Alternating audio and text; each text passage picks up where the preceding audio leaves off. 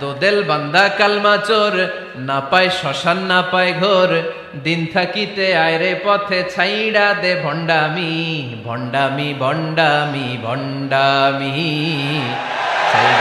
ছাইড়া দে ভণ্ডামি। ঠিক কিনা? নামাজ কালাম পড়ে না, ইবলিশ শয়তানের নানা। এরকম আছে? নামাজ টামাজ নাই, লাল শালু গায়ে দেয়া, গোসল করে না, মাথার চুল দাড়িতে জট পাকানো, বছরে গোসল করে একবার, বছরের একবার ওই গোসলের পানি মুরিদরা খাইয়া সব শেষ। এরকম আছে না নাই? এই অপরিচ্ছন্নতার সাথে, এই নোংরামির সাথে, এই মেন্টালি ডিসঅর্ডারের সাথে পরিচ্ছন্ন ইসলামের কোনো সম্পর্ক আছে? নামাজ কালাম পড়ে না, ইবলিশ শয়তানের নানা, ধর্মের একখান খুঁটি ধইরা কয়দিন করবা হয়রানি, ভণ্ডামি ভণ্ডামি ভণ্ডামি, ছাইড়া দে ভণ্ডামি। ঠিক কিনা? দোদেল বান্দা কালমা চোর, না পায় শ্মশান না পায় ঘোর, দিন থাকিতে আয়রে পথে ছাইড়া দে ভণ্ডামি, ভণ্ডামি ভণ্ডামি ভণ্ডামি, ছাইড়া দে ভণ্ডামি। আওয়াজ তুলে বলেন ঠিক কিনা? কোন ভণ্ডামির সাথে আমাদের সম্পর্ক আছে? এই কপালটারে সৃষ্টি করেছে কে? আমার দেহটারে তৈরি করেছে কে? আমার এই কপাল দিয়ে সেজদা পাওয়ার উপযুক্ত একটাই সত্তা, চিল্লায় বলো মুসলমান, তিনি কে? মনে থাকবে? আল্লাহ ছাড়া অন্য জায়গায় সেজদা দিবেন? মাজারে সেজদা দিবেন? বাজারে সেজদা দিবেন? সেজদা দিবেন কারে? সেজদা দিলেই লাভ, সেজদা দিলেই। তাহলে কোরআন আমাদেরকে শেখালো ওয়াসজুদ ওয়াক্তারিব, prostrate and be closer to me. তোমরা না আল্লাহর কাছে যেতে চাও? তোমরা না আল্লাহর নৈকট্য প্রাপ্ত বান্দা হতে চাও? তোমরা না আল্লাহর কাছের মাহবুব পেয়ারা বান্দা হতে চাও? তাহলে সেজদায় লুটিয়ে পড়ো, সেজদায় লুটিয়ে পড়ো, আল্লাহ তাআলা তোমাদেরকে কাছে টেনে নেবে। আওয়াজ তুলে বলেন ঠিক কিনা? মুসা আলাইহিস সালাম ফেরাউনের সামনে যেয়ে দাঁড়ালেন। ফেরাউনের জাদুকররা বিশাল বড় বড় বাঘ বানালো, সিংহ বানালো, সাপ বানালো। মুসা আলাইহিস সালাম দেখে ভড়কে গেলেন, ভয় পেয়ে গেলেন। আল্লাহ বললেন, মুসা ভয় নাই, তোমার লাঠিটা খালি ফেলো। কি ফেলো? মুসা আলাইহিস সালামকে একটা লাঠি দিছে কে? লাঠি ফেলার সাথে সাথে মুহূর্তের মধ্যে হাইয়াতান তাসআ, বিশাল এক অজগর সাপ। এই বিশাল অজগর সাপ ফেরাউনের জাদুকরদের বানানো সব ভাগ, ভাল্লুক, সিংহ আর সাপগুলো রেখে বিশাল ফানা ধরে আছে। আর সাপ বলতে শুরু করেছে, আর কি আছে নিয়ে আয়। সুবহানাল্লাহ কইতে পারলেন না? এই দৃশ্য দেখার সাথে সাথে ফেরাউনের রাজপ্রাসাদের সামনে যতগুলো জাদুকর ছিল, কোরআন বলে ফাউলকিয়াস সাহারাতু সাজিদিন। এই দৃশ্য দেখা মাত্রই ফেরাউনের নিয়ে আসা বড় বড় জাদুকরগুলো মুসা আলাইহিস সালামের সামনে দাঁড়িয়ে আল্লাহর জন্য সেজদায় লুটিয়ে পড়েছে।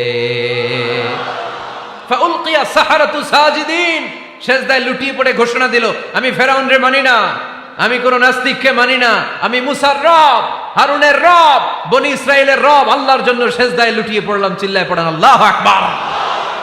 মুহূর্তেই এক সেজদার কারণে তাদের নসিবে হেদায়েত দিয়ে দিয়েছে কে? পৃথিবীর কেউ কাউরে হেদায়েত দিতে পারে? অনেক বাবা ছিল নবী, ছেলের কপালে হেদায়েত নাই, আছে না নাই? অনেক ছেলে ছিল নবী, বাবার কপালে হেদায়েত নাই, আছে না নাই? হেদায়েত দেওয়ার মালিক একজন, চিল্লায় বলেন তিনি কে? একটা সিজদা, একটা সিজদা, একটা সিজদার আদেশকে অমান্য করার কারণে ইবলিস জাহান্নামীদের সর্দার। চিল্লায় বলেন ঠিক কিনা? ওয়া ইয কুলনা লিল মালাইকাতি ইসজুদু লিআদম ফাসাজাদু ইল্লা ইবলিস আবা ওয়াস্তাকবারা ওয়া কানা মিনাল কাফিরিন। আল্লাহ বললেন, ও ফেরেশতাকুল সবাই আমার আদেশ মোতাবেক আদমকে সেজদা করো। সবাই সেজদা করলো, একজন ছাড়া, সে কে? আরো জোরে বলেন। অস্বীকার করলো, ওয়াস্তাকবারা, অহংকার দেখালো, ওয়া কানা মিনাল কাফিরিন, কাফেরদের অন্তর্ভুক্ত হলো, জাহান্নামীদের সর্দার হলো। কয়টা সেজদার আদেশ? আওয়াজ করে বলেন, কয়টা সেজদার আদেশ অমান্য করছে? সেজদা কয়টা দেয় নাই? আপনি দেন নাই কয়টা? হ্যাঁ, আমরা দেই নাই কয়টা? এক সেজদা না দিয়া জাহান্নামীদের লিডার। আমরা সেজদা মিস করছি কয়টা? কয়টা? মুসলমান সেজদায় লুটিয়ে পড়তে হবে একজনের খুশির জন্য, তিনি কে? তাহলে কোরআনকে যে প্রশ্ন করেছি, কোরআন সব উত্তর দিয়ে ফেললো। কোরআন আমাদেরকে জানিয়ে দিল, তোমরা সবাই আল্লাহর নৈকট্যপ্রাপ্ত বান্দা হতে চাও, আল্লাহর কাছের বান্দা হতে চাও, তাহলে ওয়াসজুদ, কি করো? সবাই বলে নাই, আওয়াজ করে বলো মুসলমান, ওয়াসজুদ মানে কি? সেজদা করো। সেজদা করলেই আল্লাহর কাছে যাওয়া যায়। মনের যত জ্বালা যন্ত্রণা দুঃখ ব্যথা আপনি সেজদায় পড়ে আল্লাহরে বলেন। কোনো ভায়া লাগবে না, কোনো মিডিয়া লাগে না, কোনো সিরিয়াল লাগে না, কোনো অ্যাপয়েন্টমেন্ট লাগে না, ডাকতে দেরি, ডাকে সাড়া দিতে দেরি হয় না।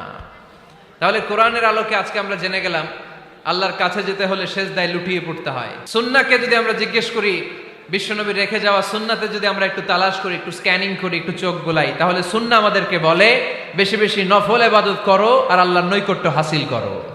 নফল ইবাদত আওয়াজ করে বলতে হবে। সুন্নাহ কি বলে? বুখারীর বর্ণনা, আল্লাহর হাবিব সাল্লাল্লাহু আলাইহি ওয়াসাল্লাম বলেন, মা ইয়াজালু আবদি ইয়াতাকাররাবু ইলাইয়া বিন নওয়াফিল, বান্দা যত বেশি নফল ইবাদত করতে থাকে, করতে করতে করতে করতে বান্দা আমার কাছের নৈকট্য প্রাপ্ত বান্দা হয়ে যায়। হাত্তা উহিব্বাহু, এরপর আমি আমার বান্দারে এত ভালোবাসি, কুনতু সামআহুল্লাযী ইয়াসমাউ বিহি, বান্দা যখন শুনে সে তার নিজের কান দিয়ে শুনে না, আমি আল্লাহর কানে শুনে। কুনতু বাসারাহুল্লাযী ইউবসিরু বিহি, বান্দা যখন দেখে নিজের চোখে দেখে না, আমি আল্লাহর চোখে দেখে। ওয়ায়াদাহুল্লাতী ইয়াবতিশু বিহা, বান্দা যখন কিছু ধরে বান্দার হাতে ধরে না, আমি আল্লাহর হাতে ধরে। ওয়ারিজলাহুল্লাতী ইয়ামশি বিহা, বান্দা যখন হেঁটে যায় ওর নিজের পায়ে হাঁটে না, কেমন যেন আমি আল্লাহর পায়ে হাঁটে। আওয়াজ করে বলতে হবে আল্লাহু আকবার।